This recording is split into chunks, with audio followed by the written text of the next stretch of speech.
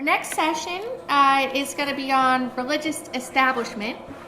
Can it be liberal enough? And we're going to hear from two very distinguished scholars. I'll introduce them both now. Nigel Biggar, who we've met, will be speaking from a UK perspective, and he, of course, is the director of the MacDonald Center here at the University of Oxford, and also Regius Professor of Moral and Pastoral Theology. He's a prolific author writing in a number of fields: law, politics, ethics, and theology. There's a number of books, more recently Religious Voices in Public Places and Behaving in Public. And we're also going to hear from Cécile Laborde, who is the Newfield Professor of Political Theory here at the University of Oxford. She's founding director of the Religion and Political Theory Center at the University College of London.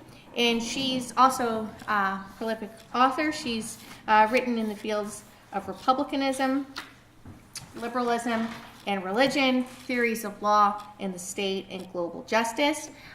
She has a number of monographs, and most recently she has written Liberalism's Religion. We'll hear from Nigel first. Thanks very much, Kathleen.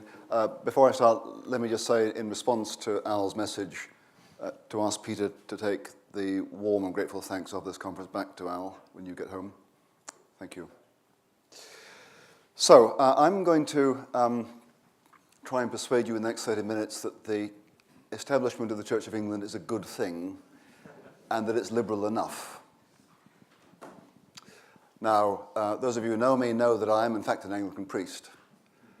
And you know that I live in Christchurch. So I enjoy the privilege. I'm white, I'm male, I'm Christian, I'm Anglican, and I'm part of the establishment. So where's the surprise? I'm going to argue in favor of it.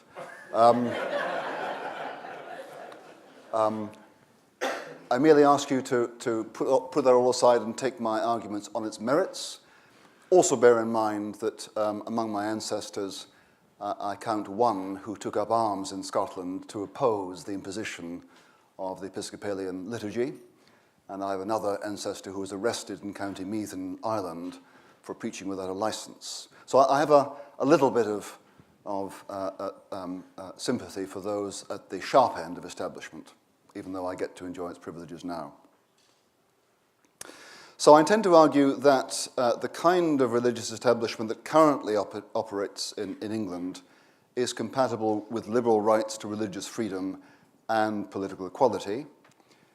But before I go to the trouble of defending the Anglican establishment against its liberal critics, I think I first of all need to explain why I think it's worth defending. After all, it could be liberal, just not important, except as an historic relic. But before I begin that argument, the first part of my argument, I need to explain what I have in mind when I talk about the establishment of the Church of England. And I have four things in mind. First of all, there is the coronation service. Second is the affirmation by the head of state of the established church through the monarch's special association with it as supreme governor. Not, I think, head, but supreme governor.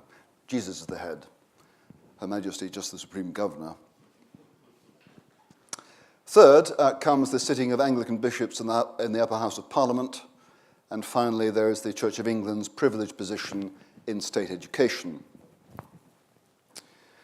In my view, the Anglican establishment serves political well-being in a variety of ways. So, for example, contrary to the Rousseauian populist orthodoxy that prevails among us, the moral legitimacy of government issues primarily from its faithfulness to the given principles of justice and not from its reflection of popular will, as the fate of the Weimar Republic in the early 1930s should have taught us. In an era that finds it hard to think of political legitimacy except in terms of popular election, and which is therefore inclined to collapse a healthily mixed constitution into its democratic element. The coronation service makes an important and dramatic cautionary political statement, and in our circumstances, I think, a prophetic one. For there, the head of state, on her knees, receives authorization from above, not from below. And Roger Trigg anticipated that remark in his own comments earlier. So too, establishment in the form of episcopal participation in the work of the House of Lords helps to keep at least one major civil social body sensitive to the difficulties and complexities of the necessary tasks of government in a democracy. And this is important when too many leaders in the churches, I think, are inclined by the liberal zeitgeist to suppose that the only threat to political well-being comes from the overmighty state, and so to assume that a Christian voice has only one prophetic register, or rather to assume that prophecy always comes from the left. As I see it, those are two of the salutary contributions to political life that the Anglican establishment makes. But neither is in fact the one I want to focus on. For the most important political contribution of England's religious establishment lies, I suggest, in the Christian humanist worldview that it advocates, a worldview that generates the virtues necessary for the survival of a liberal ethos. My argument takes its cue from John Rawls, the father of contemporary liberal political theory. Rawls's later work is motivated by awareness that liberal values and the larger views that support them are not universally held, and that a liberal ethos is therefore contested and vulnerable. There will always be views that would suppress it, what he calls unreasonable comprehensive doctrines, and there is no guarantee that these will not prevail as they did in the case of the Weimar Republic.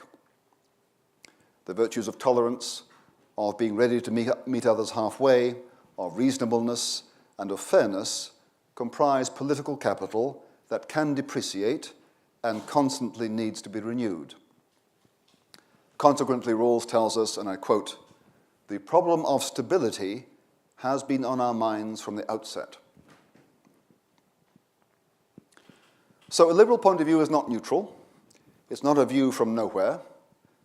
Liberal space is bounded by certain moral convictions, which are expressive of a certain understanding of human beings. Some worldviews will not support such an understanding. Others will actually corrode it. Liberal politics, therefore, needs support, and Rawls's project of political liberalism is a pragmatist exercise in rallying it. He believed that support can be found among the adherents of a limited plurality of worldviews, what he calls reasonable comprehensive doctrines. The ones he particularly identifies are his own non-religious Kantianism, together with certain versions of Christianity and Islam. Whether or not there are in fact others is a question left open.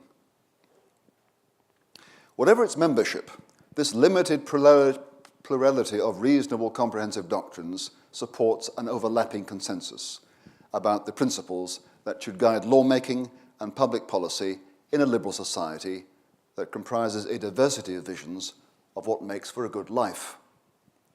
Each of the supporting comprehensive doctrines arrives at this consensus in its own relatively distinctive way. At this point, however, Rawls makes what I believe to be a very misleading statement. He describes this consensus as freestanding and independent. What he should have said is that the consensus transcends the boundaries that divide each of its supporting comprehensive doctrines. It overlaps them. It does not, however, stand free of them.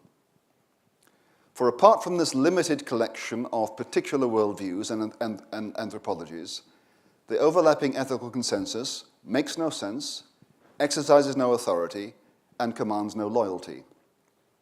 For sure, the consensus is not tied to one worldview alone. It wouldn't be a consensus, if it were. but it does remain tied to a finite plurality of them. It is not independent. So if liberal laws are to survive in a democratic society, if electors are to vote for liberal legislators, supportive comprehensive views have to dominate its culture. But as Rawls was acutely aware, they might not, as they didn't in 1930s Germany. Liberal laws, however, alone are not enough. The survival of liberal society also needs informal social norms. This is because within the law, all manner of injustice and uncharity is possible. Within the law, liberal freedom can be roundly abused. Abuse is provocative. Passions are aroused, first of indignation, then of hatred, and finally of vengeance. In an ideal world, optimally rational and self-disciplined citizens keep their passions within the bounds of the law. But in the real world, it is not like that. In the real world, prudence is all too easily overwhelmed by passion. One person abuses his legal freedom to spray others with provocative vitriol. They then react by availing themselves of the same liberty. The downward spiral intensifies, and sooner or later, angry passions flatten the law. Recently, the Metropolitan Police Commissioner, Cressida Dick, has observed a causal connection between the febrile online atmosphere, with a lack of verbal restraint that is often perfectly legal, and the rise of criminally lethal stabbings in London. And the problem is not confined to the mean streets. It is present too in the ivory towers. Many of you will be aware, some of you won't be, that I was embroiled in a public controversy last December about a project that the McDonald Centre launched last July on ethics and empire. I could talk for England about that, but I will spare you. I will simply say that the project makes the assumption that empire as a political form is not always and everywhere illegitimate, morally. That's the assumption. That provoked a sudden, and to me entirely surprising, though it shouldn't have been, fierce reaction from certain parts of the left and certain parts of my own institution. There were 3 online denunciations of me and the project, one of them signed by 58 Oxford colleagues. So that's the context. So during this recent public controversy about the Ethics and Empire project, I discovered that there are some academic colleagues who feel under no obligation to restrain themselves from verbal abuse, other colleagues who condone it, many others who remain silent about it, and university leaders who feel under no obligation to oppose it. In my case, I received no death threats, although others have. My point here is that barbarism is already well within the city's gates, and it festers in the space protected by liberal laws of speech. And it occupies that space because actual liberals are typically loquacious about rights to freedom, but completely tongue-tied about the duties of virtue. But rights, like liberal law, are just not enough. We also need citizens capable of respecting rights, capable of not being provoked, capable of not provoking. We need citizens who acknowledge the authority of informal moral duties that discipline the exercise of rights. We need citizens whose view of the world and of their own basic identities is such as to make sense of those duties and to give them obliging power. And this raises the question of how such citizens are to be produced and who is to produce them. Presumably families, schools, and other civil social institutions, not excluding universities. But what about the state? Does the state have no role in defending and promoting a culture necessary to sustain liberal norms and laws? Rawls himself appears to have thought that it should have a role. For in one passage, and I can only find one, for in one passage in Political Liberalism, he wrote as follows: "The principles of any reasonable political conception must impose restrictions on permissible comprehensive views, and the basic institutions those principles require inevitably encourage some ways of life and discourage others, or even exclude them altogether."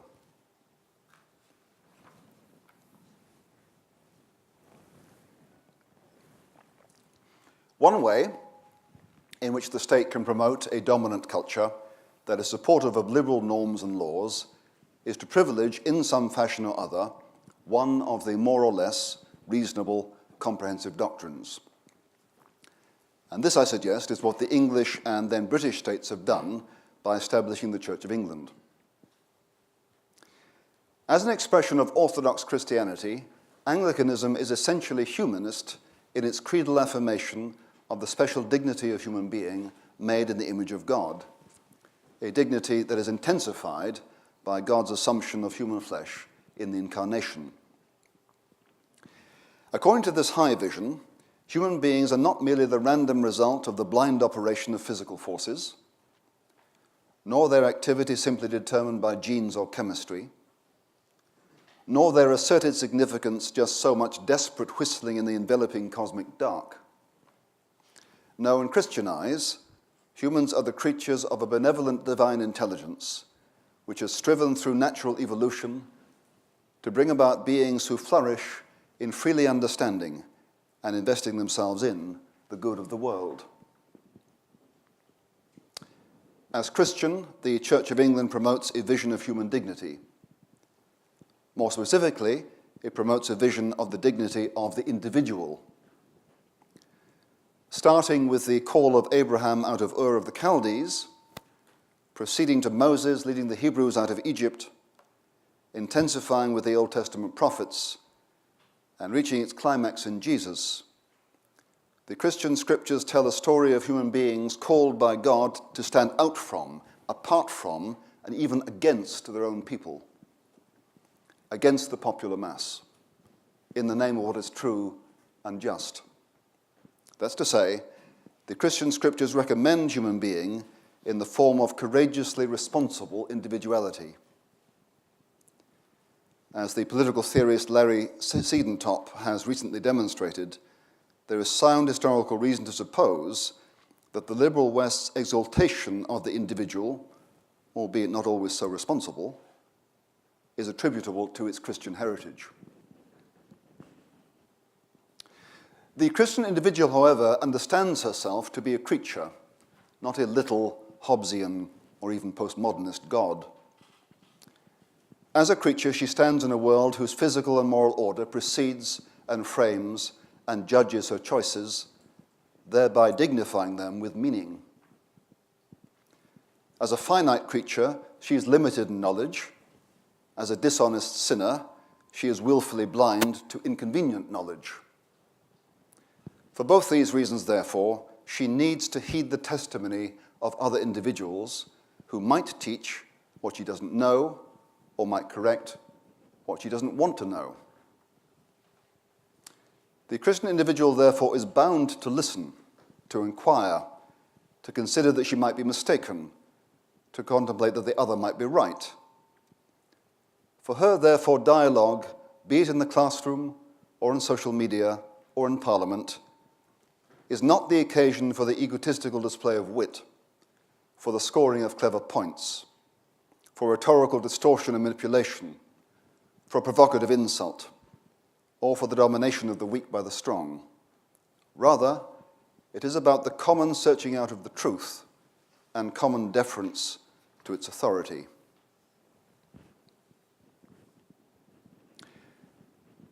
Given such a self-understanding, given such a chosen identity, the Christian individual will feel obliged to exercise certain virtues. Respect for others as possible prophets, an openness to being taught and corrected, tolerance, albeit skeptical, of strange and unwelcome views, justice and charity in construing them, patience with frustrations in communication, a readiness to confess and repent from conversational dishonesty, forbearance in the face of ad hominem provocation, and forgiveness in the face of conversational injustice. These Christian virtues are liberal in several senses. They permit other individuals the freedom, the libertas, to speak. But they also go out to meet what others say with a certain generosity or liberalitas. Therefore, they make it possible to sustain dialogue over issues on which individuals differ and which conjure up very fierce passions. During the Ethics and Empire controversy over Christmas, I discovered that there are some professional colleagues who feel under no obligation at all to any of these virtues, and that there are university leaders who feel no responsibility to suppress legal incivility. As far as they're concerned, within the liberal laws of free speech, no holds are barred. No holds are barred. Consequently, within the bounds of legal freedom, the actual social freedom to speak is in fact stifled by a climate of fear generated by hostility, unconstrained by virtue. The barbarians are indeed no longer waiting at the city's gates, and a few of them are already sitting in Oxbridge senior common rooms. And when they or their students come to rule the world, just how liberal will it remain? They tend to be younger, the next generation.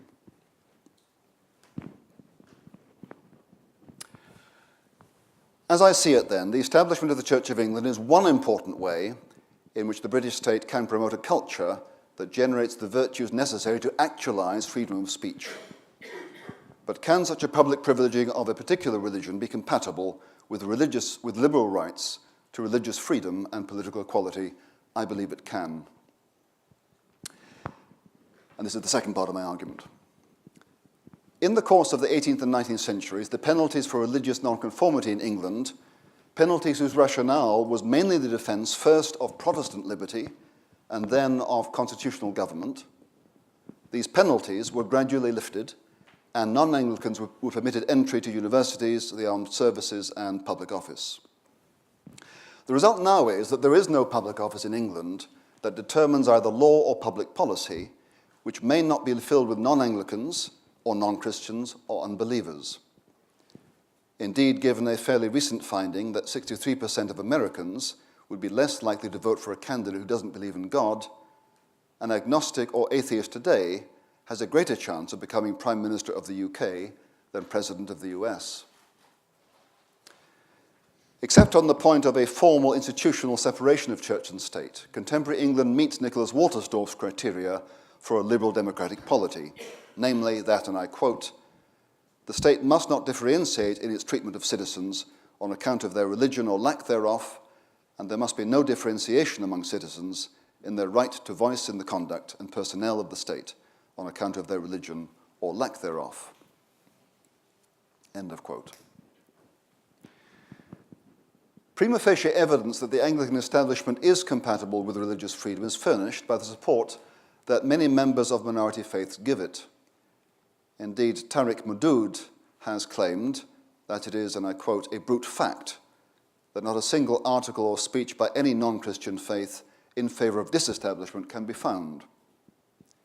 And he has written that, and I quote, "the minimal nature of the Anglican establishment, its proven openness to other denominations and faith-seeking public space, and the fact that its very existence is an ongoing acknowledgement of the public character of religion are all reasons why it may be far less intimidating to the minority faiths than a triumphal secularism." End of quote. The claim that the establishment of the Church of England is compatible with the exercise of religious freedom receives prima facie corroboration from the support given it by adherents of minority faiths. According to Rex Adar, Professor of Law at the University of Otago, and Ian Lee, Professor of Law at Durham University, It is also corroborated by international legal conventions and the case law of the European Convention on Human Rights. US First Amendment case law, which holds that the free exercise of religion can never be complete until church and state are separated, is the global exception, not the rule. At least two eminent American scholars of law, Michael Perry and a certain John Whitty, agree. Whitty has written of, and I quote, the conspicuous absence in international legal norms of the more radical demands for separationism reified in the American metaphor of a wall of separation.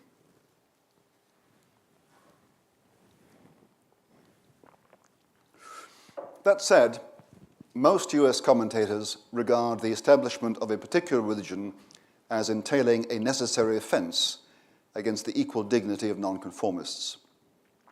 It implies, they say, a condescending tolerance, a symbolic ostracism, as Stephen Smith has put it.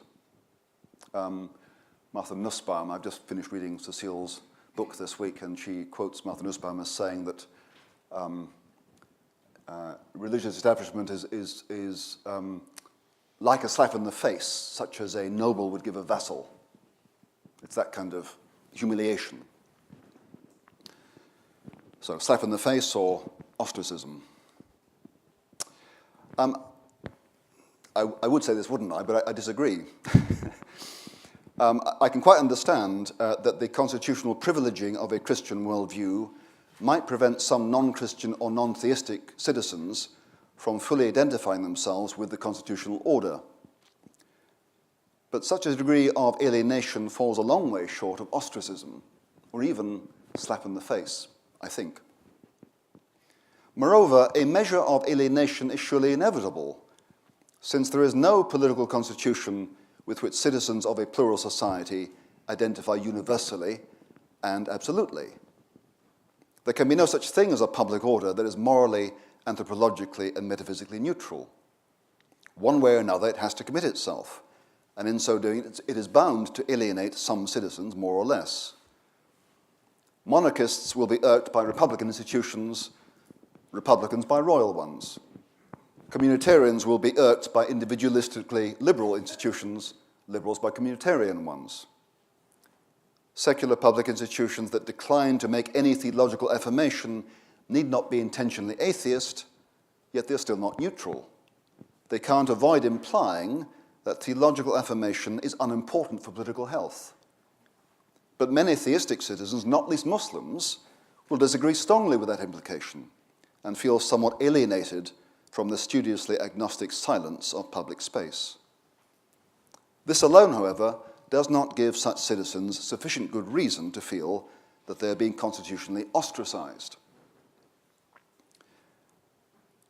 Nor did the fact that one worldview is privileged with establishment by the state imply a condescending lack of respect for adherents of different worldviews.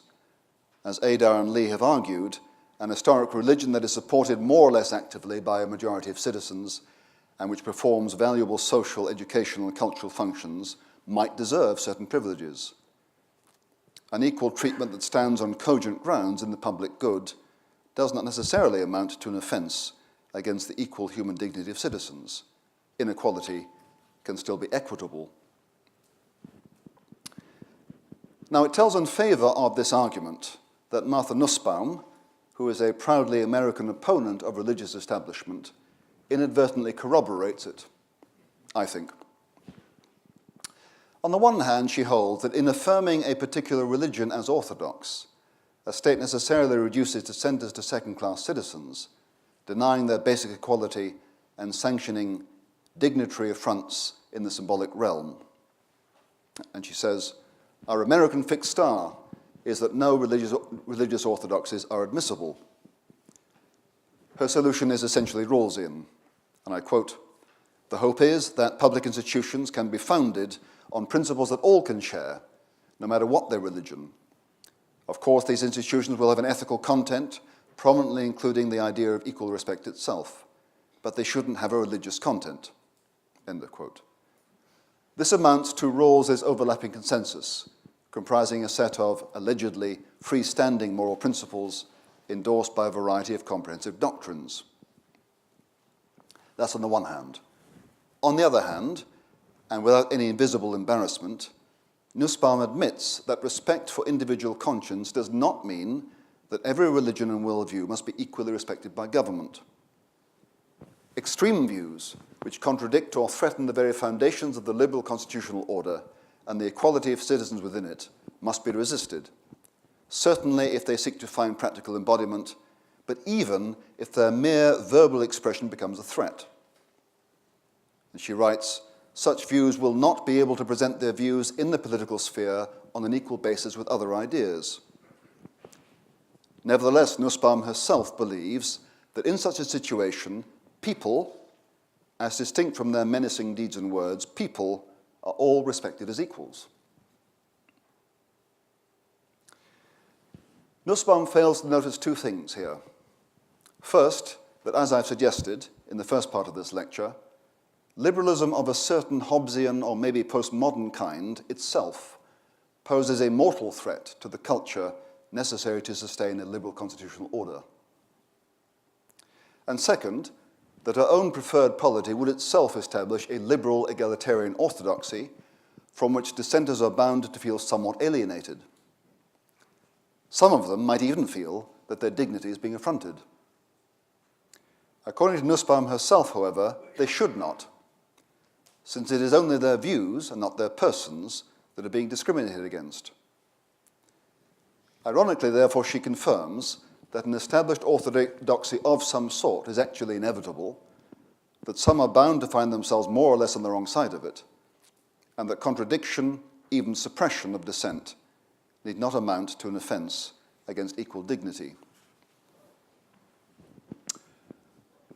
So, in succinct conclusion, my argument has been this. First, the flourishing and survival of a liberal polity needs more than liberal laws and liberal rights. It needs citizens who are so formed as to vote for liberal laws, to obey them, and to exercise their legal rights with liberality. Second, the presence of a culture that generates such citizens cannot be taken for granted. There are unreasonable comprehensive doctrines out there, and they already dominate certain reaches of civil society. Third, given the seriousness of the threat, a liberal state should have a role to play in defending and promoting a culture that forms genuinely, actually liberal citizens. Fourth, maintaining the current establishment of the Church of England is one way of doing that. And finally, Anglican establishment light does not offend against the rights to religious freedom or the dignity of equal citizenship. Thank you very much. All right, well, I'd like to thank the organisers, and particularly Professor Biggar, for extending the invitation to speak to me. It's a real pleasure to be here today.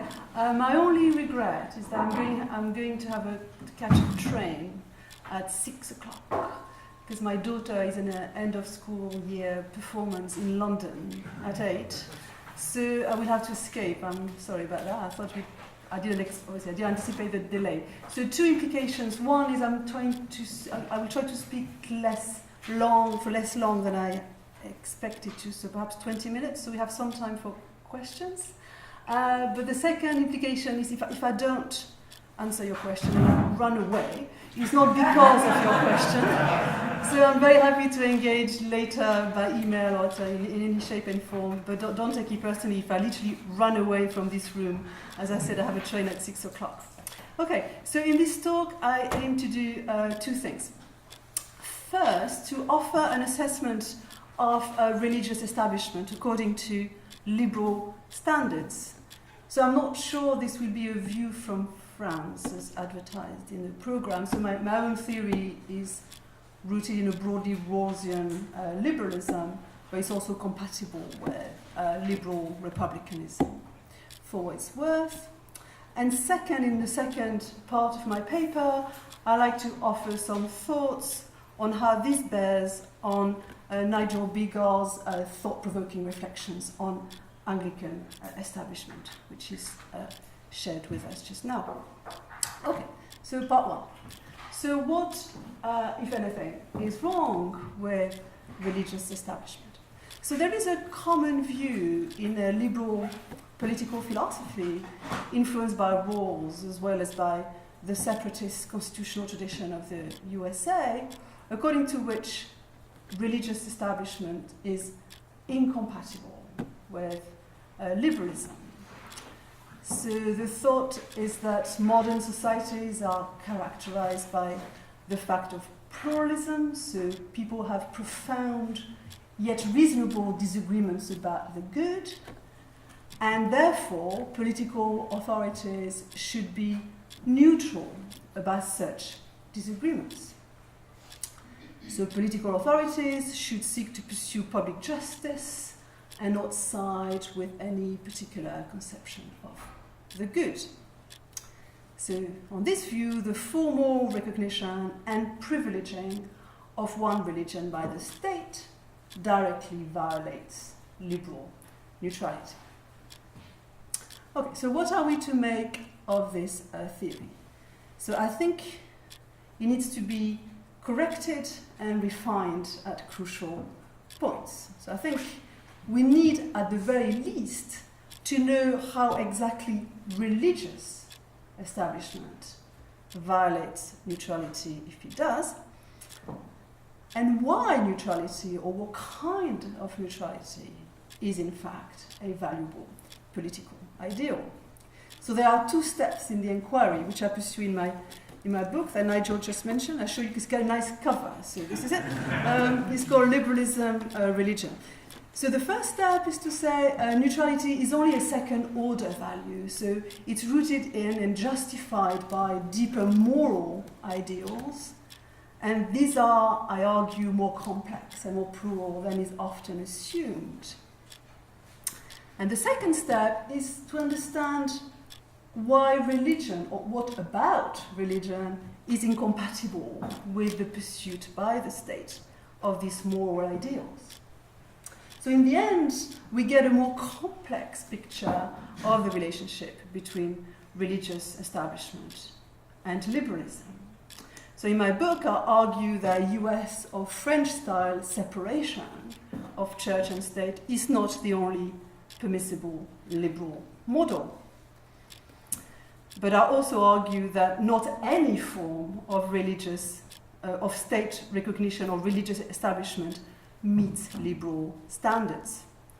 So we need fine-grained normative judgments, normative standards to assess discrete policies or institutions or laws. And I think we should avoid judging the specific institutional arrangements reached by different countries as a whole. So countries such as the USA or England or Malaysia or Turkey, as if they were coherent ideotypes, as if they were Weberian or Platonic ideotypes. They're not. So I think of the question of the compatibility of establishment and liberalism as a question of normative political philosophy, not as a contest between putative national model. You know, are you in favor of the French, or do you prefer the US, or do you like the English model? Because I don't think thinking of models actually helps, at least philosophically. So the point of the theory is to deploy normative liberal standards which allow us to judge the permissibility of particular laws, practices, and institutions by liberal lights transnationally. Okay, so where should we start? I think the best way to start thinking about establishment and liberalism is to ask a simple question. What exactly is wrong with what I shall call a religious state? A religious state is a state that positively affirms the truth of one religious faith and enforces it, uses coercive apparatus to enforce it on its citizens. Right? So once we understand the wrongs of the religious state, I think we can assess whether the same wrongs affect liberal states with religious establishment. So I'd argue the religious state falls short.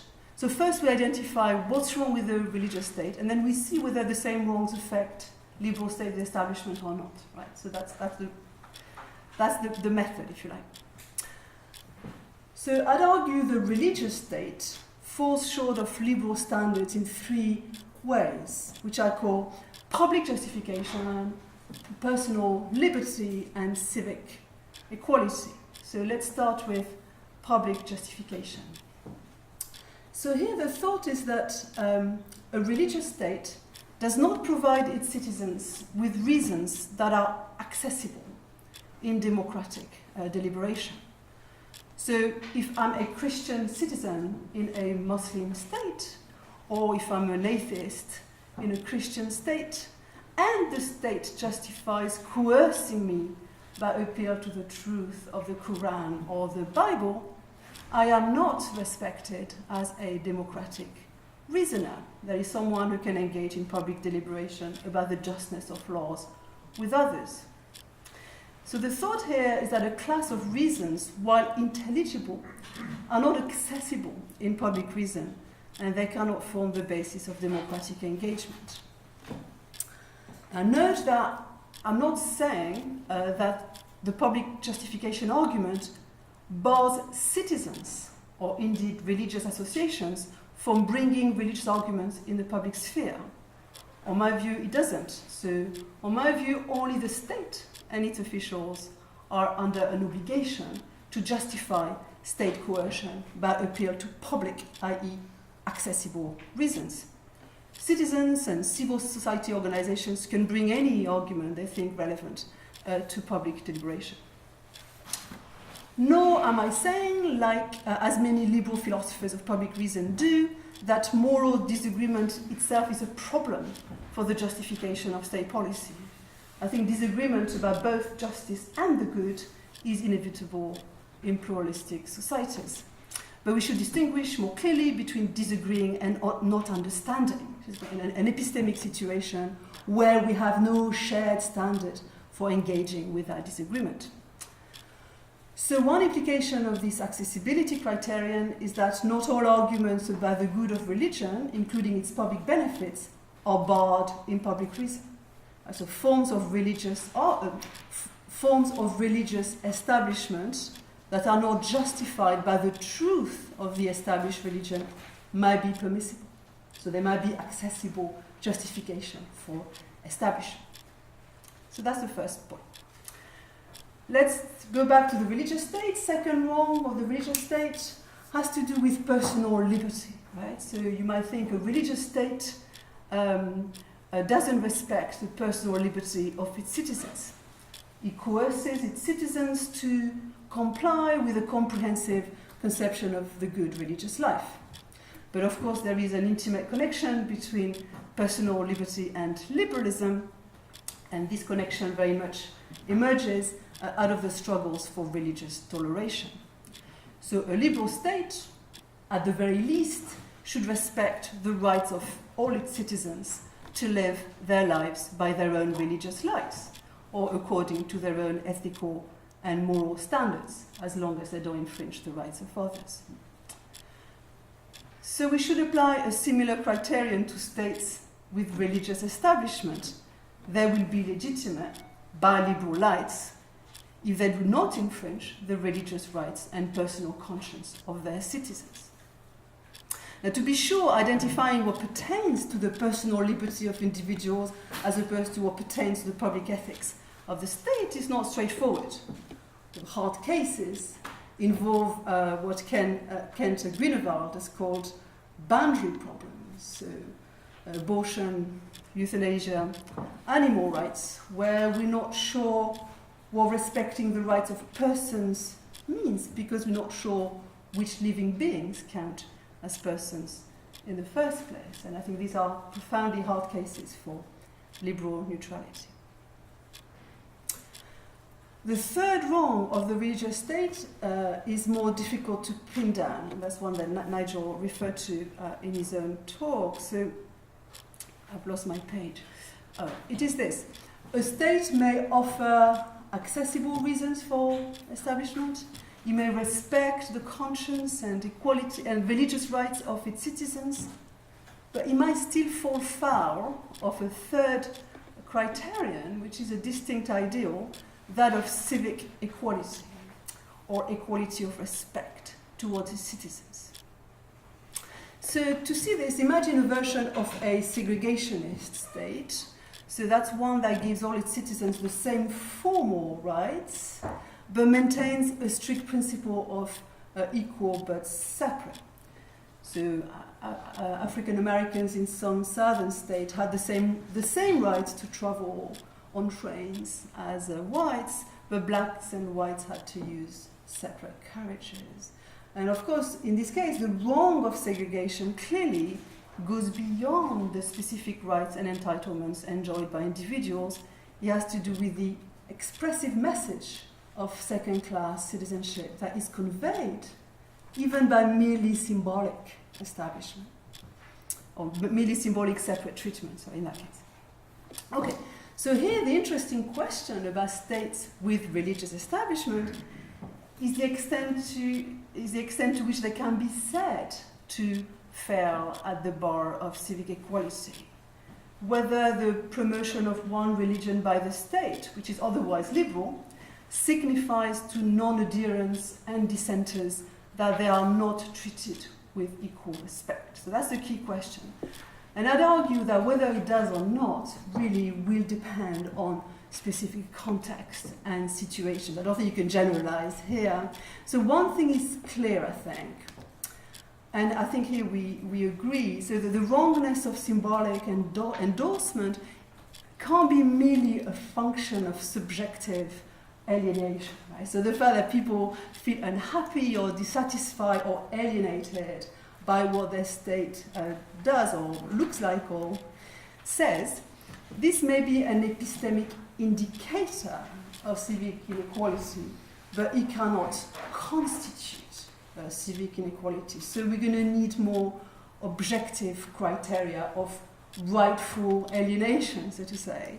And I think this ultimately will rest on assessments of the social salience of religious divisions in particular societies at particular time. To illustrate this very briefly, the symbolic establishment of Protestantism in Northern Ireland would have a much greater and much more problematic salience than the establishment of Anglicanism in England, right? And so the difference here is clearly the different social salience of religious divisions in the two countries, in the two parts of the UK. Okay, so just to sum up this kind of sketch of my argument in liberalism's religion, I've argued, although very quickly, but that religious establishment is compatible with liberalism if it meets the following three conditions. First, it is justified by appeal to accessible reasons. Second, it respects rights of personal liberty and conscience. And third, it upholds standards of civic equality, which are context dependent in the way that I explained.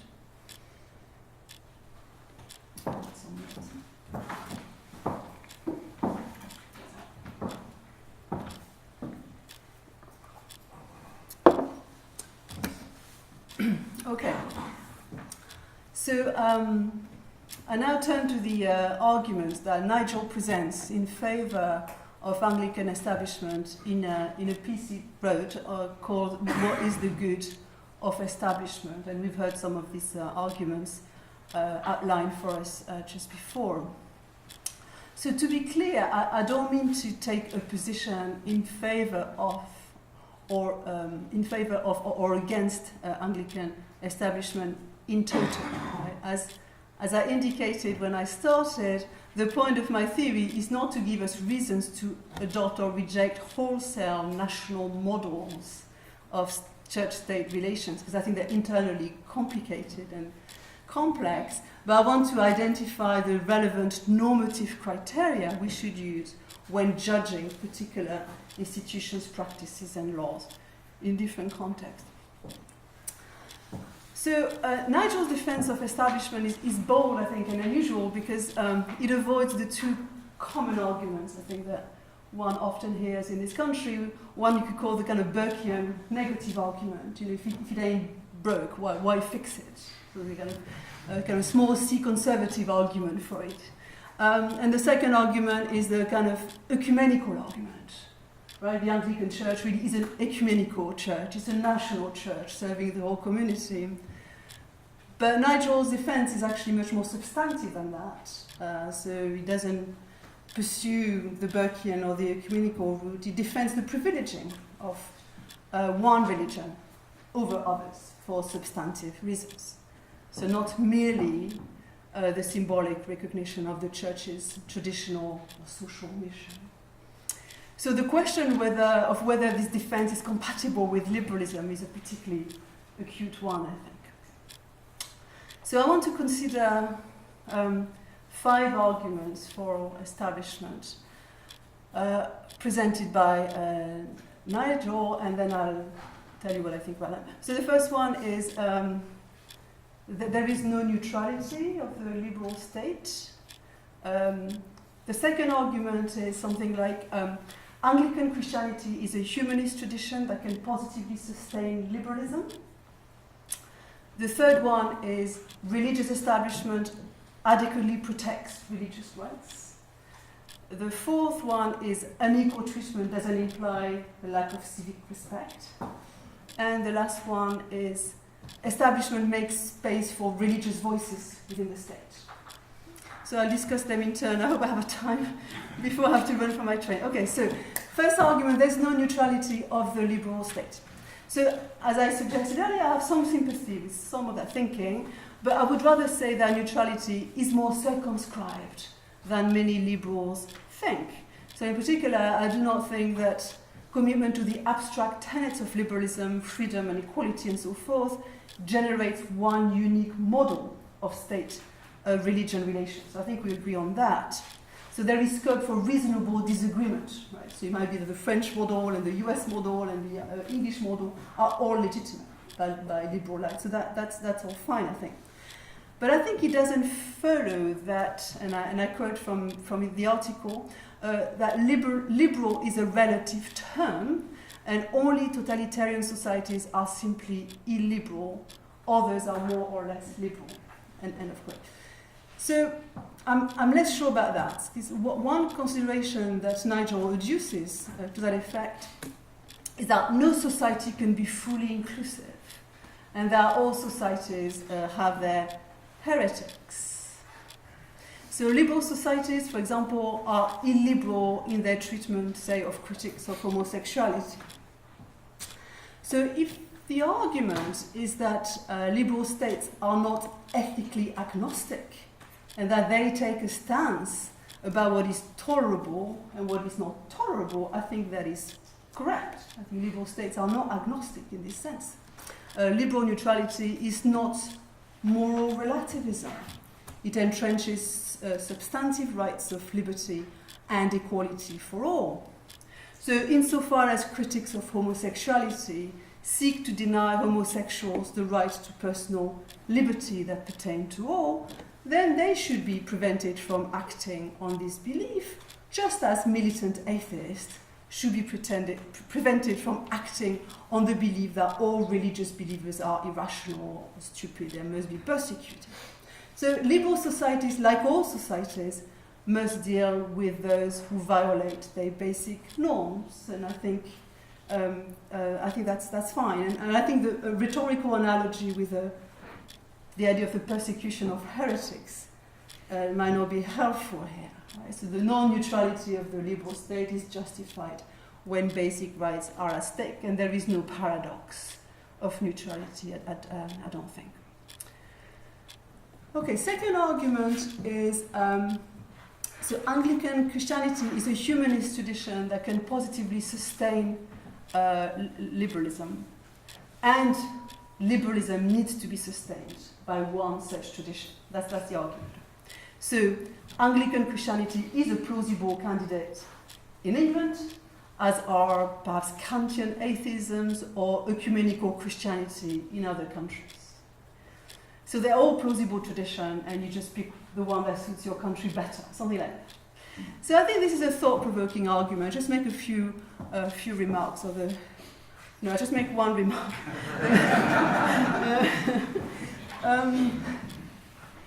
So it's still not clear in the way the argument is put whether we should promote Anglican Christianity because it expresses the whole truth, so to say, or whether the truth it expresses, its humanist anthropology, can also be located in other liberal humanist traditions, such as Kantianism or ecumenical Christianity.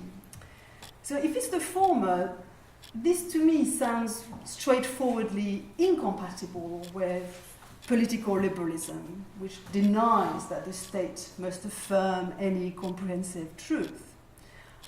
If it's the second, I think that's more plausible, it's potentially more acceptable from the point of view of a Rawlsian overlapping consensus.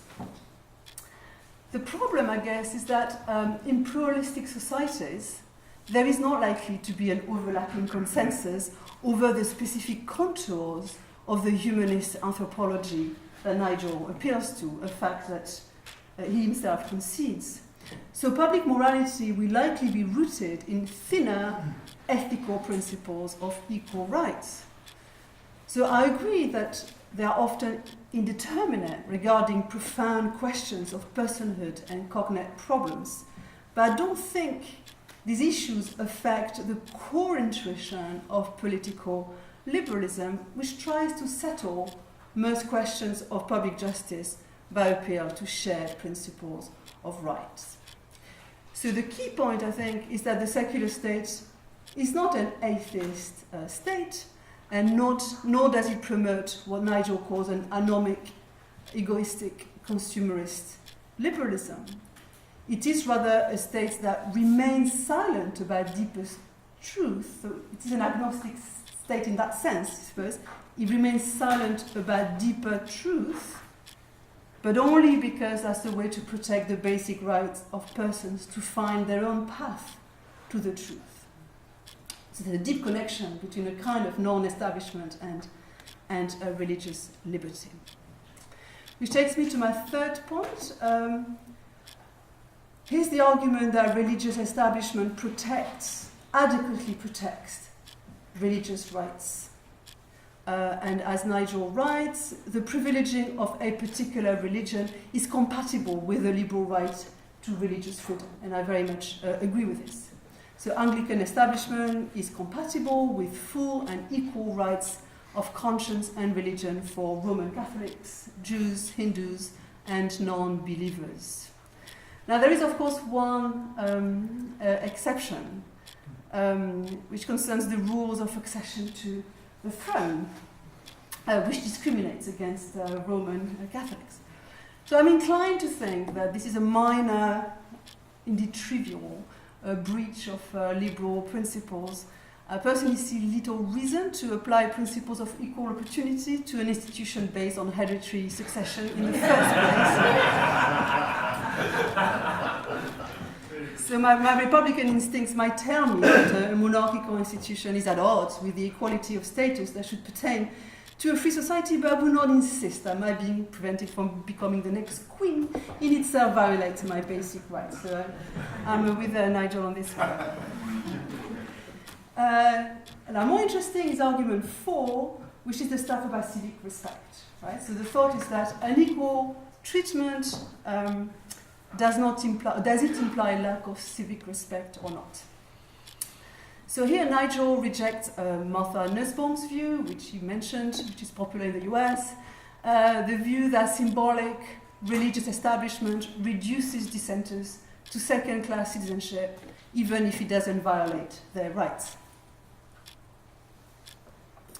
So Nigel points out correctly that offense is not sufficient to denote disrespect, and more generally that whether people are happy with their institutions or not is irrelevant to whether they are treated with respect.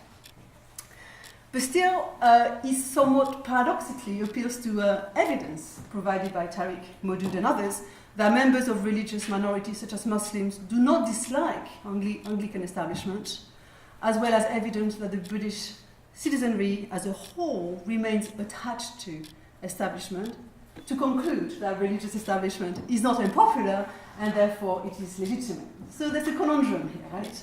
How much do popular feelings matter? Right? So we have a conundrum, I think, which is something like this. So should the rights and wrongs of symbolic establishment be accounted for subjectively, so by account to the actual feelings of citizens towards it, or objectively, by reference to the actual message that establishment conveys? So there's a growing literature on this topic. My own view is that the contrast between the two accounts is exaggerated. So surely, as I suggested earlier, subjective feelings of alienation are important epistemic indicators of whether civic equality obtains, but they're not sufficient. They're necessary, but they're not sufficient, because how citizens interpret establishment gives a descriptive answer to a normative question about when it is reasonable to view establishment as sending a message about civic equality. So, just to illustrate this, racist citizens might be alienated in an anti-racist state, right? Just as adherents of the majority faith might be alienated in a liberal secular state. But this is not sufficient to show that the state disrespects them. Likewise, atheists might be alienated by liberal religious establishment, but this might not be reasonable alienation either. Right? So the challenge really is to offer an objective, what you want to call a third-person description of the message that symbolic establishment conveys. And my own suggestion is that such message relates to the social salience of religious divisions in particular societies at particular times. So the question to ask, I would suggest, is this: does symbolic recognition aggravate existing social vulnerabilities, the existing social vulnerability of the non-recognized? So again, I think we need a two-step inquiry here. So first, we need an account of pre-existing social vulnerability. Who are the groups that are already socially vulnerable? And the next question is, does establishment help or does it hinder the vulnerability, right? So on the account of pre-existing vulnerability, so in a society like England, I would argue, or Britain, socially vulnerable groups, so I leave aside Northern Ireland deliberately, right? So it's just thinking of mainland Great Britain, socially vulnerable groups are not religious citizens in general, nor atheist citizens, although both groups, as we've heard today, like to claim they feel discriminated and excluded, but I don't think that's a reasonable claim. More plausibly, I think objectively reasonable groups probably are religious minorities as well as sexual minorities. So the next question, once we have a sociology of social vulnerability, the next question is whether symbolic establishment perpetuates, aggravates, or lessens their social vulnerability. So here, the evidence suggests that the status of Muslims and other members of religious minorities is actually bolstered rather than undermined by Anglican establishment, particularly in the context of education. I think that's quite true. Now, whether Anglican establishment continues to convey a message of inclusiveness, I think will depend on my view at least, on how successfully it can justify its privileged position to those other faiths without any move towards a multi-faith settlement, certainly in the House of Lords, notably. And secondly, how successfully it can combine its reticence towards recent developments in equality between sexualities with its claim to be a national church. I suspect that the main drive towards disestablishment will come from LGBT, not Muslim quarters.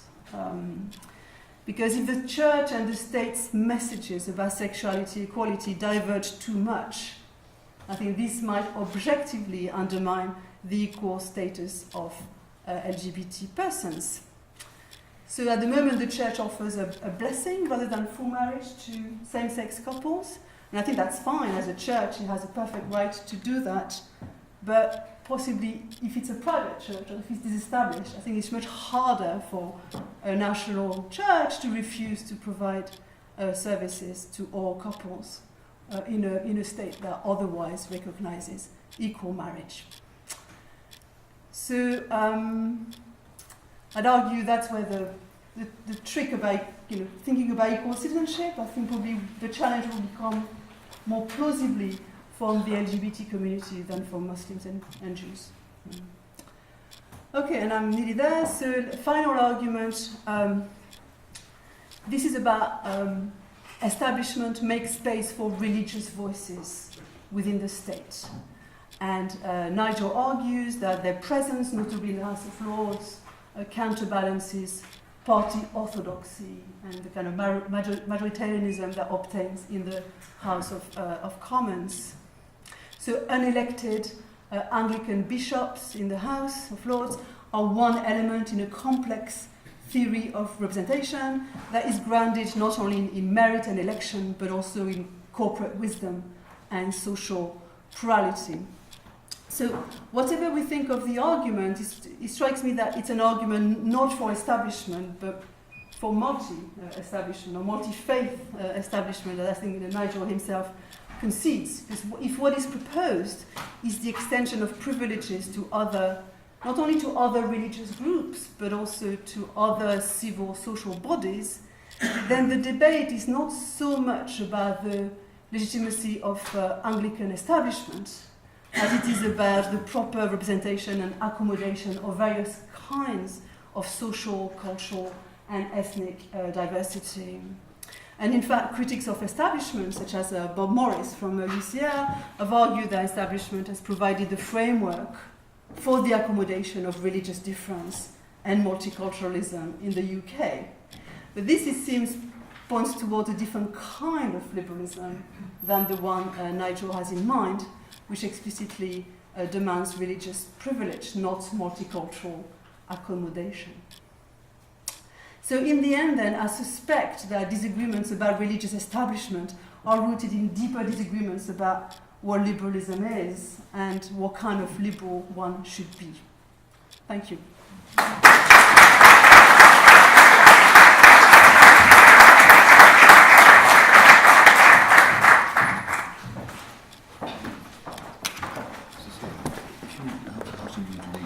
Pardon? I have 10 minutes. Okay, fine.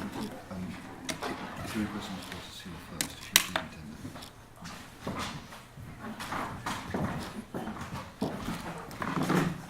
minutes. Cécile has to leave in 10 minutes, so we'll take those questions first. In the back?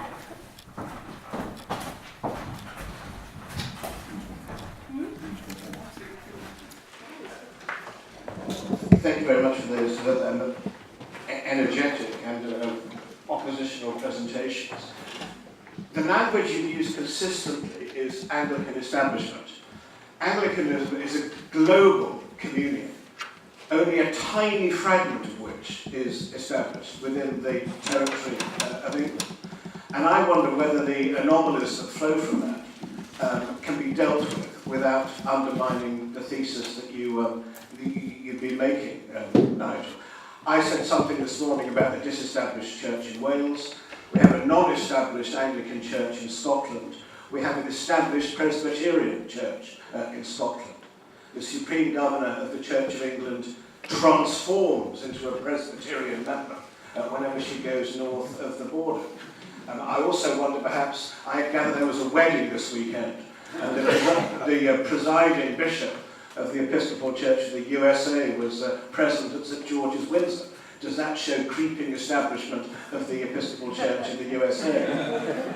How do you deal with these anomalies? And does Anglicanism and the Church of England, taking the two entirely separately, affect the way these relate? Because an Anglican church elsewhere in the globe is not established. Does its relationship between church and state differ from that which is enjoyed in England? Thanks, Mark. So I've never thought about that until this point. First of all, let me make it clear that I'm not arguing that establishment, Anglican or otherwise, is a universal model. So in one sense, I am Burkean. I'm saying this is where we are, this is what we got. What we got, I think, serves certain good purposes. Let's keep it. So I'm not, so I'm quite aware that within the British Isles there are several different kinds of arrangement. North of the border, there is no establishment in Northern Ireland.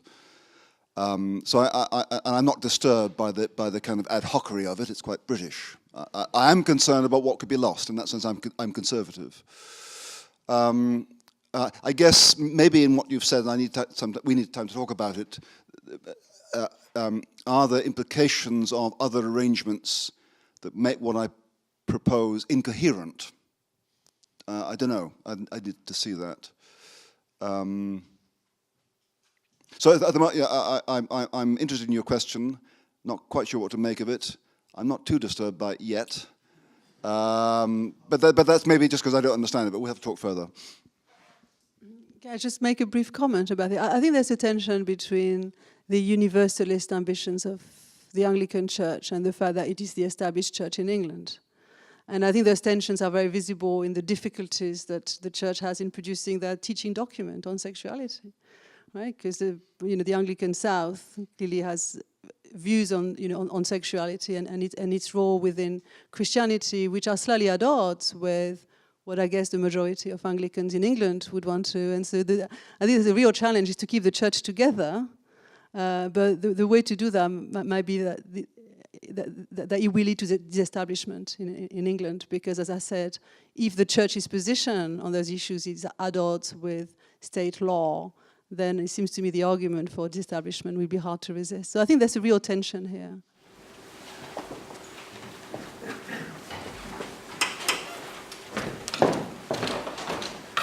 A really quick one for Cécile. You talked about the banned religious state at the beginning of your presentation. I'm sorry, you probably simplified it because of time.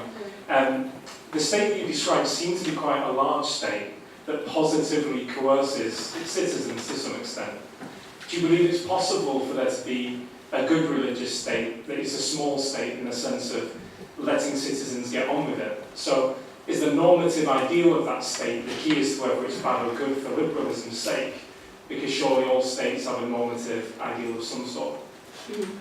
I think the key factor is not going to be size, but diversity. Right? It's going to be what kind of population do you have. If you have a small homogeneous population, it might be possible to have a religious state in the way that I define it, as long as there is very broad, almost unanimous consensus on the faith, right? But, and yeah, it's likely that those states are likely to be smaller than large. Right? Because that's what happens with homogeneous communities. I just think that in the world we live in, pluralism has permeated all society through and through. So it's very hard now to imagine what kind of society would be so homogeneous that you could legitimately have a religious liberal state in it.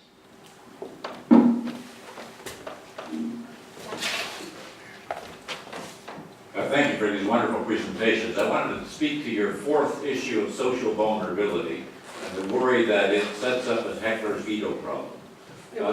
A heckler's veto problem. One of the things that Nigel lifts up and one of the things that you affirm is that some of these establishments are deeply rooted.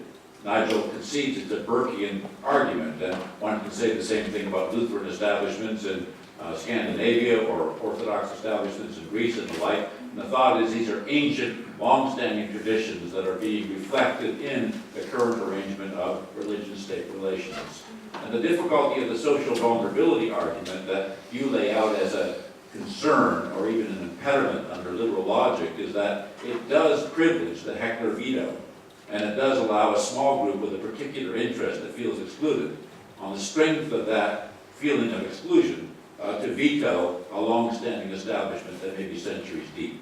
And is there something in liberal logic that would preclude that illiberal response as well? Well, I guess Roman Catholics in the 19th century were hecklers, right? I think they were right to be hecklers.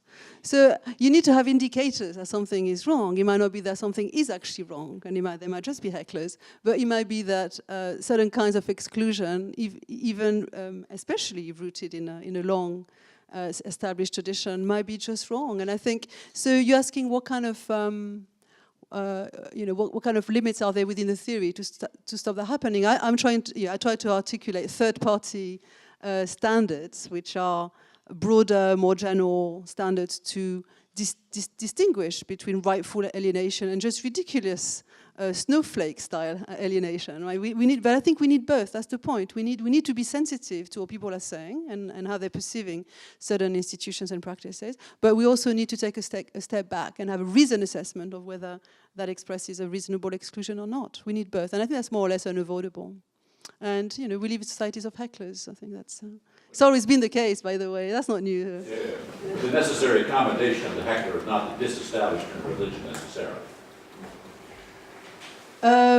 Okay, so that's a long and complicated issue, how the two are related. So yeah, I agree that one route to take might not be in certain cases to disestablish, but to accommodate. So I have the chapter 6 of my books is about accommodation and exemption. In the case I discussed, though, I try to remain focused on the key question. And in particular, it seems to me that the national church position on what it does with same-sex marriage, to me, that can't be accommodated if it's a national church. It can be accommodated if it's private, but if it remains the national church, I don't think it can be accommodated. I think it can, because it is too close to the church for it to be accommodated within the church. Within the state, sorry. We have some time for more questions, and I know there's microphones already out there. Or no, okay. Yeah, I think there's folks that already have microphones. Why don't you? Yeah, okay. Yeah. Oh, you do, okay. Just to say, Nigel asked me earlier on if I recanted from what Rex Arthur and I wrote about weak establishment, what you call establishment light, I think in your paper. No, but I think since we wrote that paper, which came out in the McGill Law Journal in the early 2000s, there are some different features that we ought to take account of. One of them, Cécile was already alluded to, which is the question of same-sex marriage recognition. But the second, I think, would be the increasing feeling that Muslim citizens in the UK are, in many respects, second-class citizens post 9/11, in a way that wasn't so apparent when Tariq Madood was writing for Policy Exchange right back when he wrote those comments that we quoted. Thirdly, I think we do have to notice the decline in popular identification and popular support for the Church of England that's shown through surveys that we see in the intervening period, and that does begin to undercut the case, I think somewhat. So those are just some brief comments. But I wanted to ask a question, and so I think Cécile's gone, but I think I can address it to you as well, Nigel, which is whether the disabilities and restrictions that establishment imposes on religious organisations, that in a sense are privileged, but also in a sense are limited because of their, and shackled because of their relationship to the state. I'm thinking, for example, of the appointment process for bishops followed from establishment. Whether those are consistent with a liberal version of religious liberty, or whether they're just things we have to accept as part of the establishment package. Thanks. Let me first of all just respond to your remarks about, well, yes, about the divergence between the church and the rest of society, and maybe declining popularity. Let me make clear, the church will only remain established so long as the demos wants it. I accept that. And you know, it wouldn't be the end of the world. I mean, there are plenty of other countries that manage to survive without something like this. So I accept that if the people increasingly lose any sense of what it's for, of course, the other reason the Anglican establishment might survive is that, frankly, the amount of parliamentary time it would take to disestablish it is just unthinkable. So it may just be there forever until Parliament has got some free space. But part of why I argue what I argue, actually, is first of all to remind Anglicans why the establishment might be important for the rest of society, and then to suggest to liberals, actually, the disestablishment, in terms of if establishment makes any contribution to the sustaining of a genuinely, deeply liberal culture, then liberals ought not to welcome disestablishment. But I accept that its future is politically contingent. I accept that. Now, as for things like the fact that the temporal or secular power, the Queen, the Prime Minister, actually formally appoint bishops in the Church.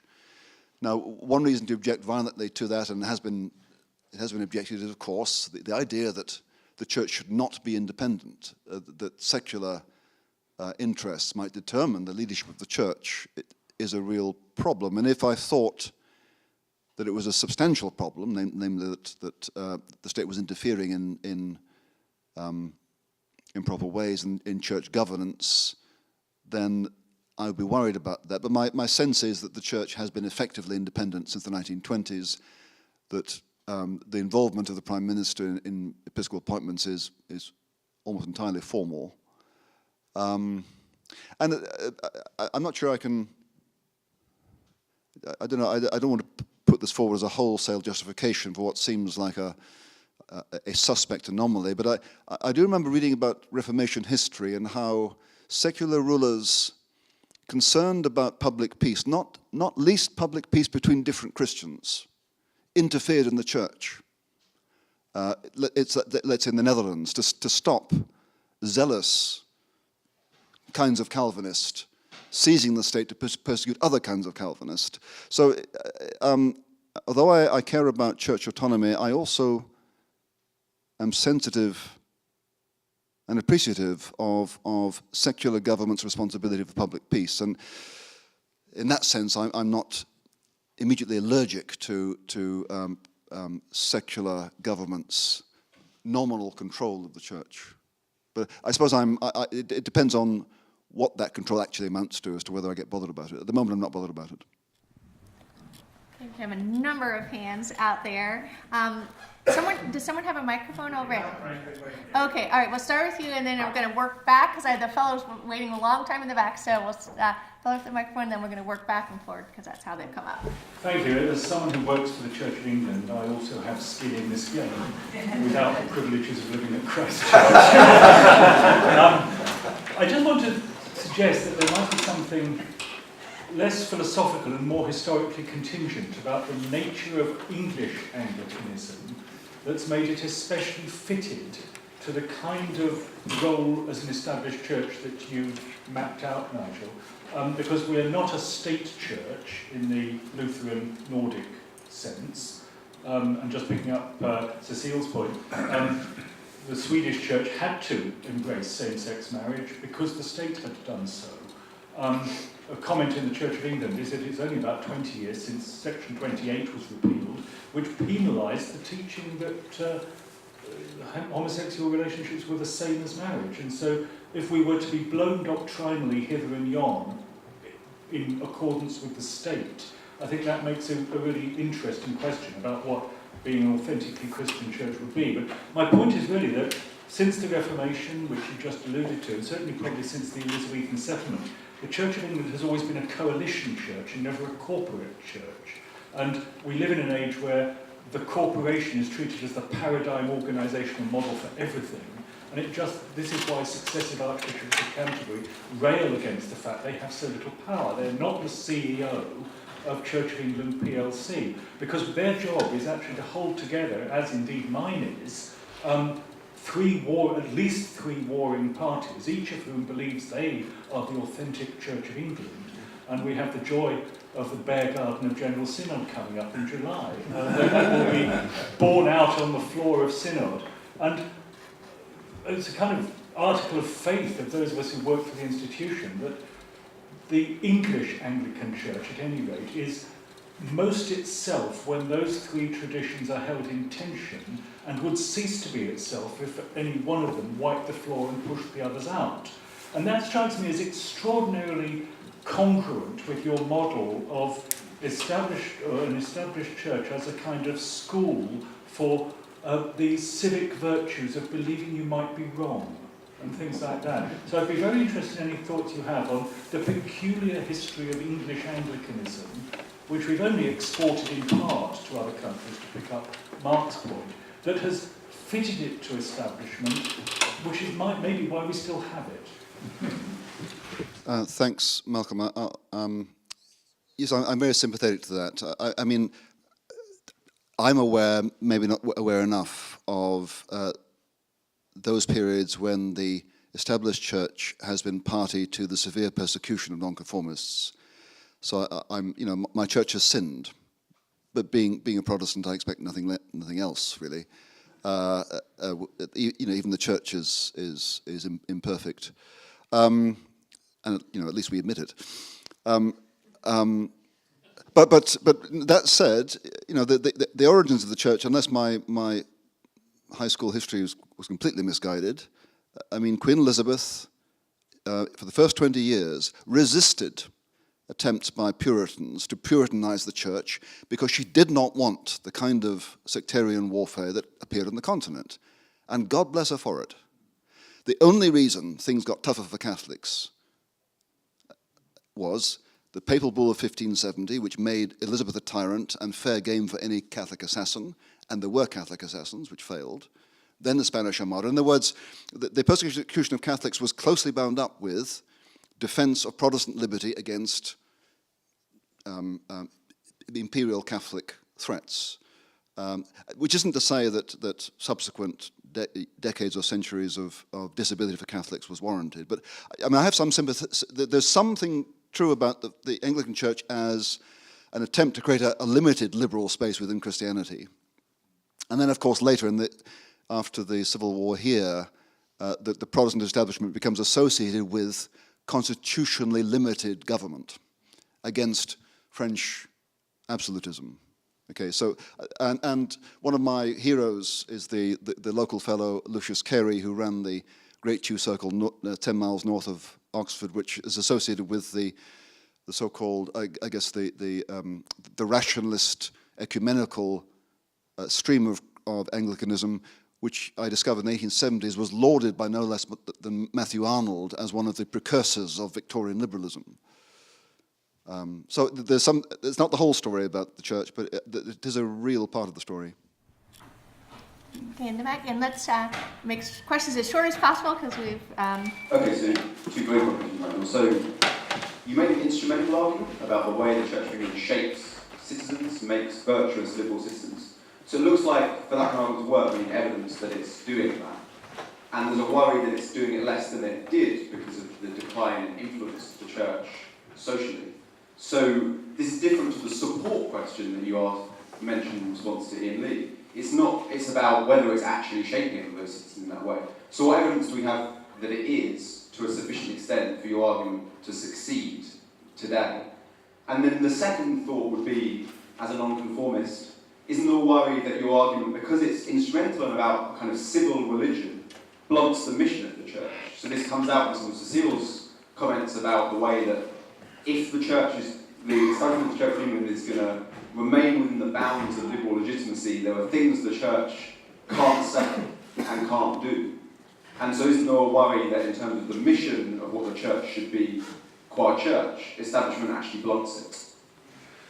Thanks, Paul. Let me take that point first. And maybe there's something I'm missing, but that is the main objection particularly from, I think, Protestant nonconformists to the church.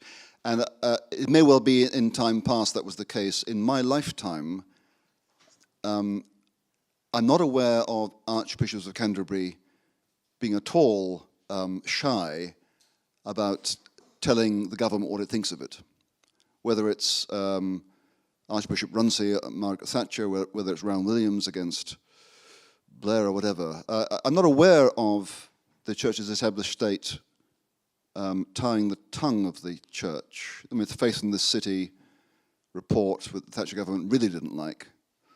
So I guess I'd have to put the question back to you, is give me instances recently, I mean, not last century, but recently, where you think the Church, same-sex marriage. I mean, that's the example of Cécile.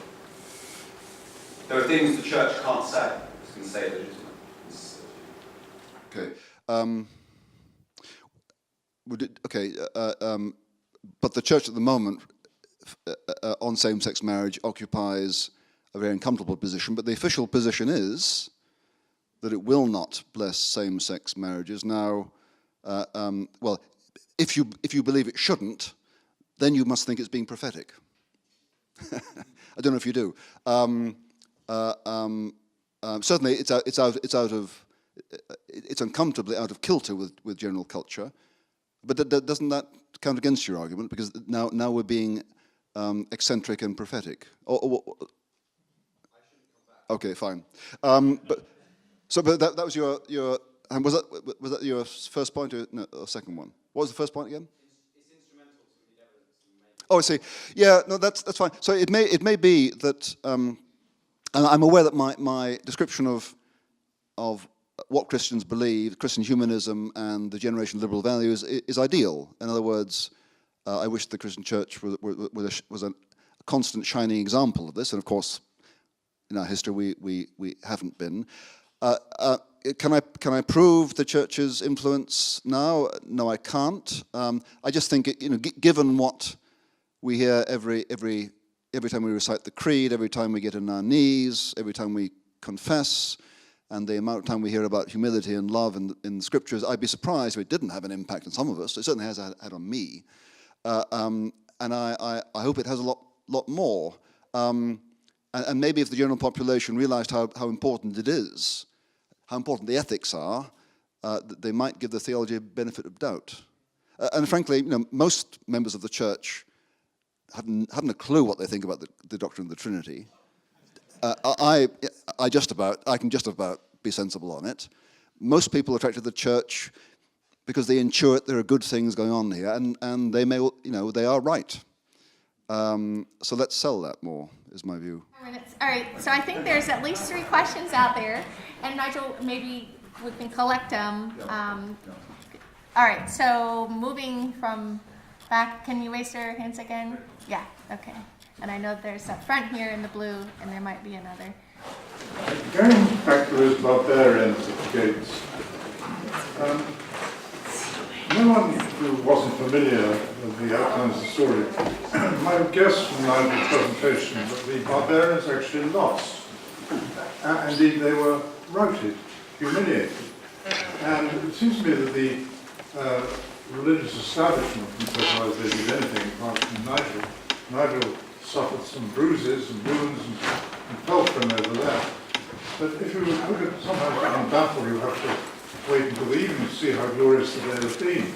And looking at this episode in the rather linked one, Rhodes Must Fall, it seems to me that the religious establishment did quite well. The similar line of the bishops in the House of Lords held, when you put their heads too far above the parapet. The end of the day, the angry protesters seemed to prove nothing except that Oxford is the home of lost causes, and that the religious establishment did pretty well. So I'm not quite sure this is a wonderful example of how we're fumbling and failing as a religious establishment. I think it actually worked.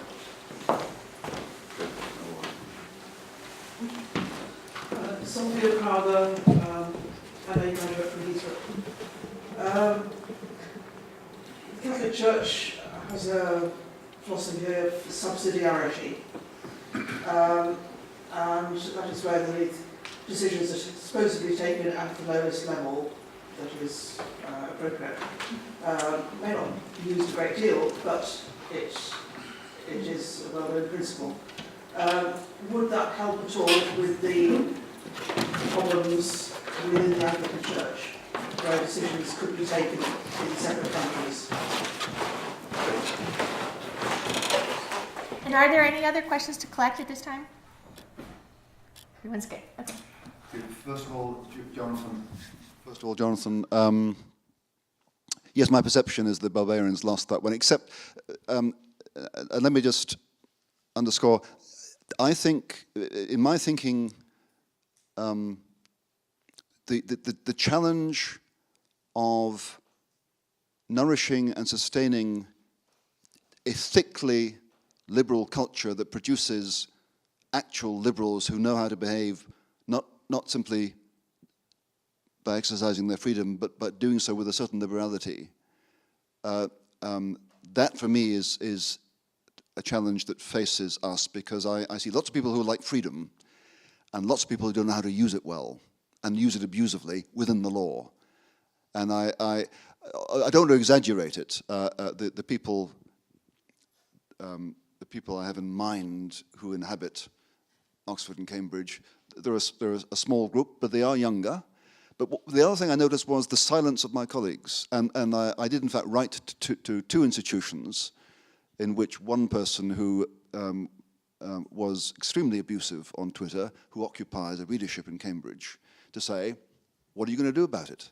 And the answer was, it was legal, nothing. In other words, we have no responsibility for maintaining informal norms of civility within our institutions. And I even pointed out, you know, if she behaves that way toward me, how does she behave toward her students? On which they said nothing. So I guess I perceive institutions full of decent people who, when it comes to the affirmation of informal moral norms, are not willing to uphold them, and that bothers me. That bothers me. So I am worried, and I'm wondering who is responsible for producing the kinds of citizens a liberal society really needs. Because I'm not sure liberal political philosophers have even addressed that question. Yeah. So there's that. As for subsidiarity and Anglicanism, I mean, Malcolm will know more about this. I mean, the Anglican Church worldwide, I mean, the various provinces are virtually autonomous. They have a very loose loyalty toward Canterbury, but they are virtually autonomous. So I don't think, I'm not sure how subsidiarity would advance anything. Yep. If there's no more questions, can I just make one observation? The argument I've been pursuing here about establishment as a bulwark for, as a support of a genuine liberal society, to my knowledge, I'm the only person in the world who's been making that. I guess I've made it for about 10 years. I didn't read Cécile's book until this week.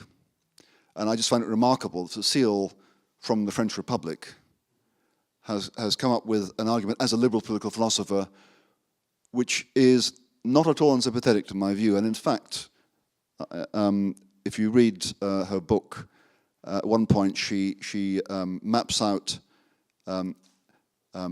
two forms of possible liberal arrangement, one called secularia, one called divinitia.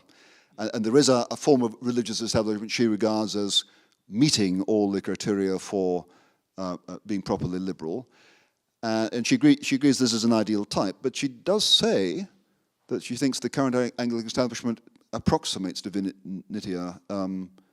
So I thought she was more supportive in her book than she appeared to be in person. But I just brought your attention the remarkable fact that someone like her is not a million miles away from someone like me, which I find remarkably reassuring. You may not.